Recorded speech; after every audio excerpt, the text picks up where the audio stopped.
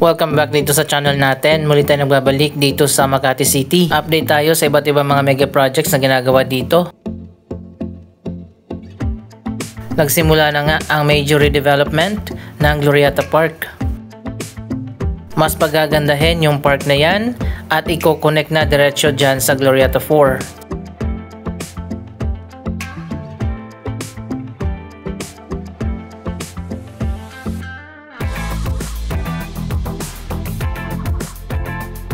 Ongoing na rin ang major renovation sa Glorietta 4. Wow, eto na, tapos na pala ang elevated walkway na nagko-connect sa Juan Ayala papunta naman dyan sa kabila sa Glorietta 5.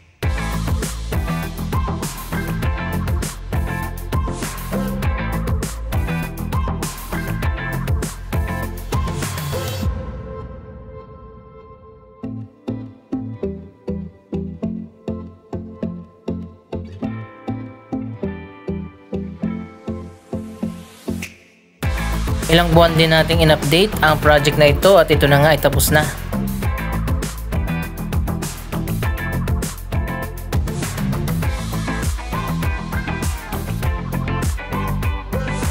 Wow, ang ganda na ng bagong elevated walkway.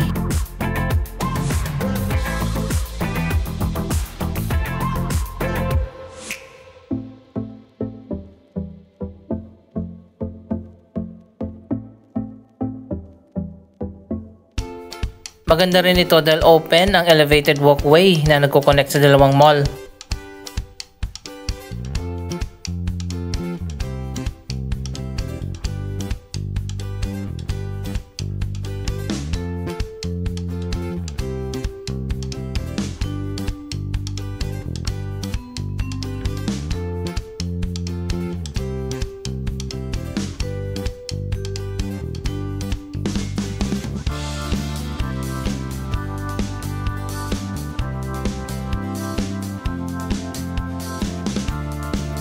To be honest, hindi pa ako nakapasyal dyan sa taas ng Glorietta 5. Hanggang dyan lang ako sa baba. Pero sa ngayon na meron ng elevated walkway, pwede na tayo. Diretso na mula sa Juan Ayala.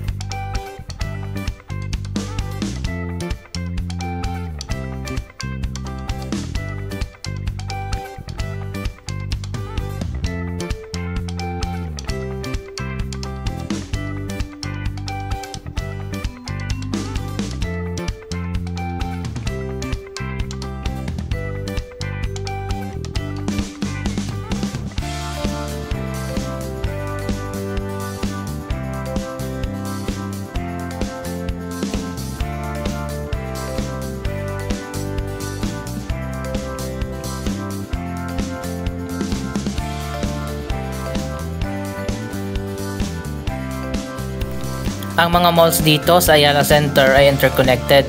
Ang Juan Ayala ang pinakabagong mall dito, kaya naman ikinonect na agad nila sa iba pa mga existing na mall.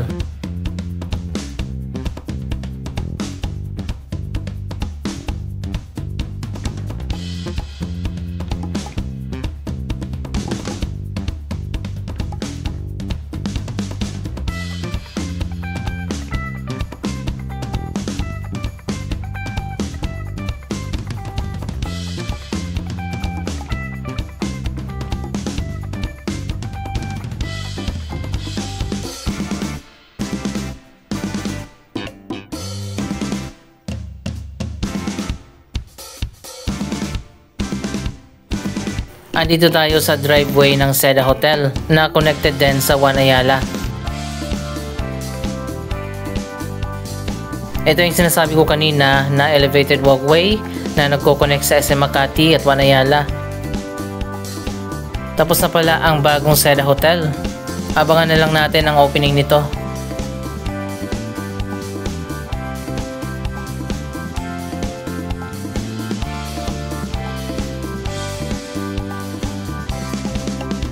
Napakaganda ng bagong Glorietta Park kapag natapos na ang major renovation na ginagawa dyan. Magkakaroon din dito ng fountain.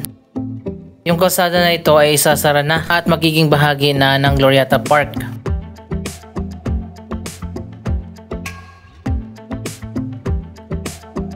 Magkakaroon na dito ng hagdanan at diretso na papasok dyan sa Glorieta 4.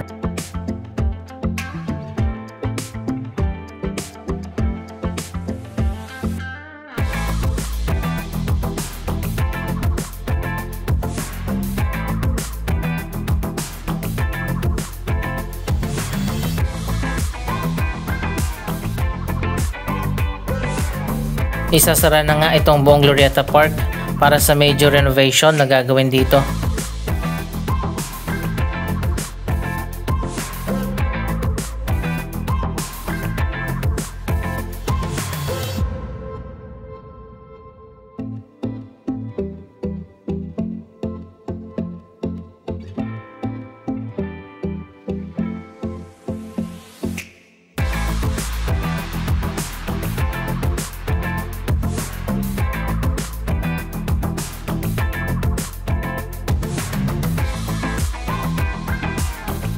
Ito na ngayon ang driveway dito sa ilalim ng Glorieta.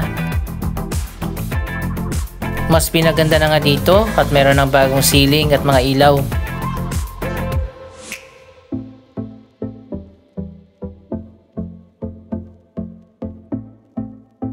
Natapos na nga yung pag-dismantle ng steel car park. May bagong project pala na itatayo dito. Nasa ngayon ay hindi pa nire-reveal pero ang pangalan ng project ay Project Stark. Ito na pala ngayon ang exterior ng Glorieta 3, natapos na.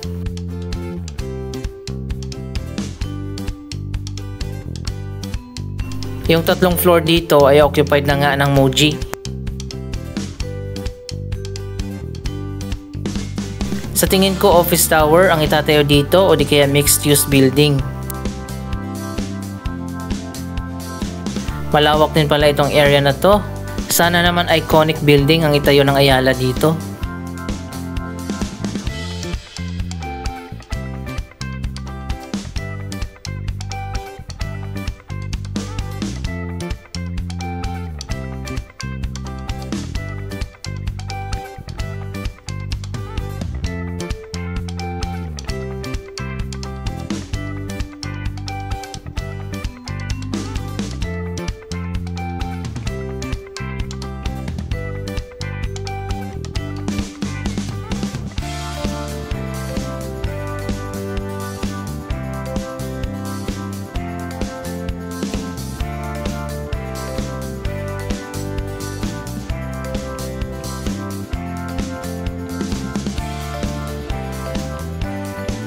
Balik tayo dito sa Glorieta 3, nailagay na pala ang 3D LED billboard.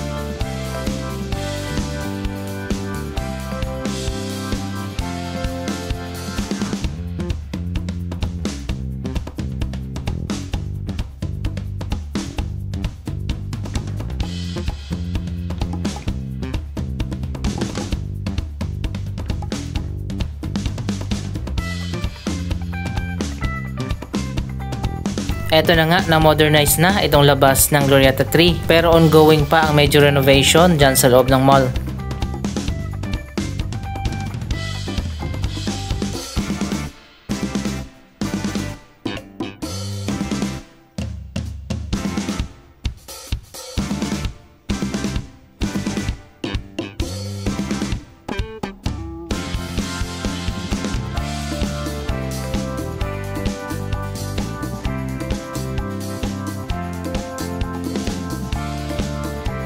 May malawak na park din dito na magkakaroon din ng major renovation.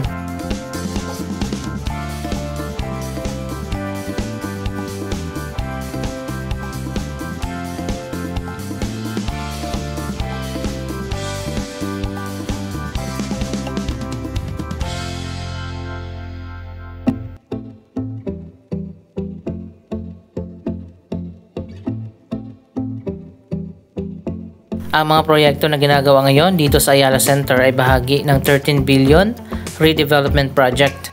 Kasama sa proyektong yan ang major redevelopment ng Glorieta 1, 2, 3, and 4. At andito na nga tayo sa loob ng mall. Eto na, unti-unti na nga na pinapaganda. May bago ng wood accent dito sa hallway.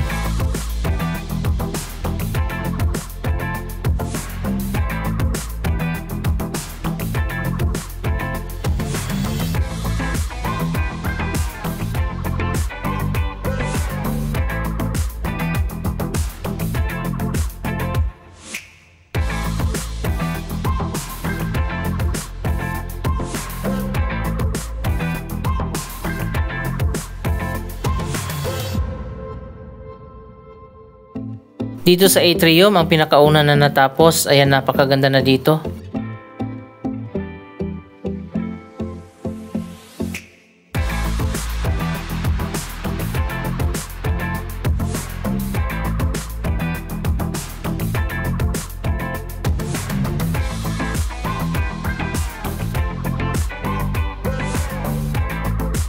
Maganda talaga kapag glass ang ceiling. Pasok ang liwanag dito sa loob ng mall. Isa pang bago dito ang LED screen dito sa atrium, pati na ang elevator.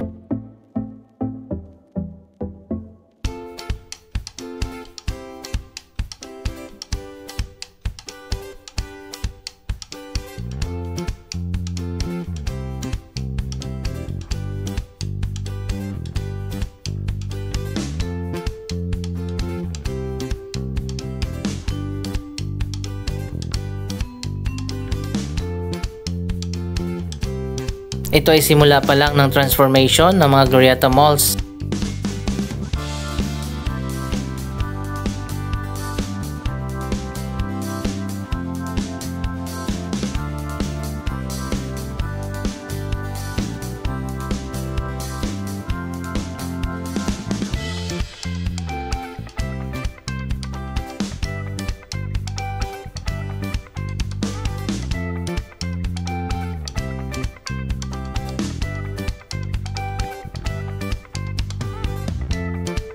Ganon din dito sa kabila, nasimulan na rin ang renovation.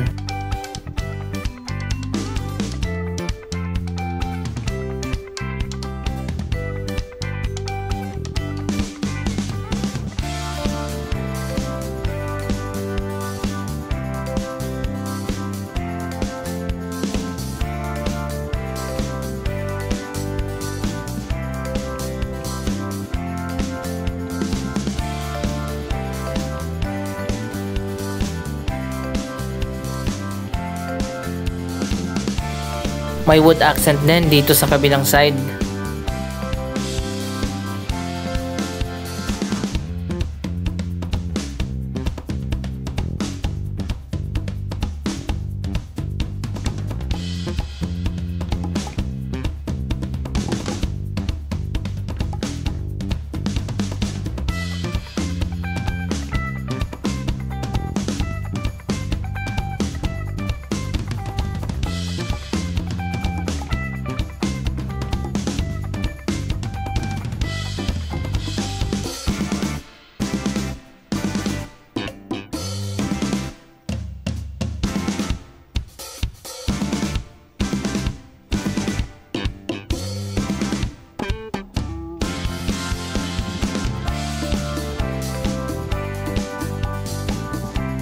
Ang ganda pala dito sa side na to.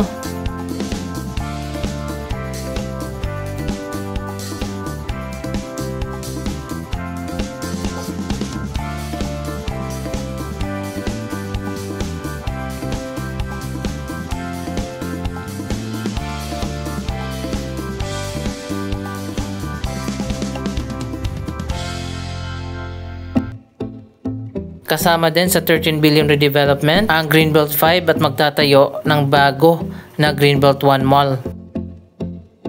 Kasama din dyan ang major renovation ng Trinoma at ng Ayala Center Cebu.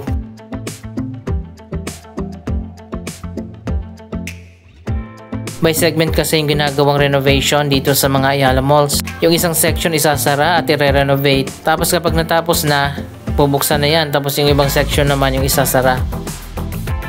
Sana ma-renovate din itong Food Choices, ang food court dito.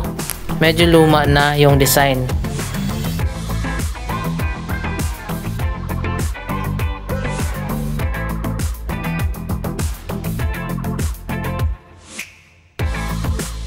Ongoing na rin ang renovation sa taas nito sa cinema. Ano masasabi nyo sa major redevelopment ng mga Ayala Malls? Mag-comment lamang dyan sa baba ng inyong mga reaksyon. Maraming salamat sa inyong panonood. Huwag kalimutan na i-share ang video ito at mag-subscribe para sa daily updates. Thank you for watching.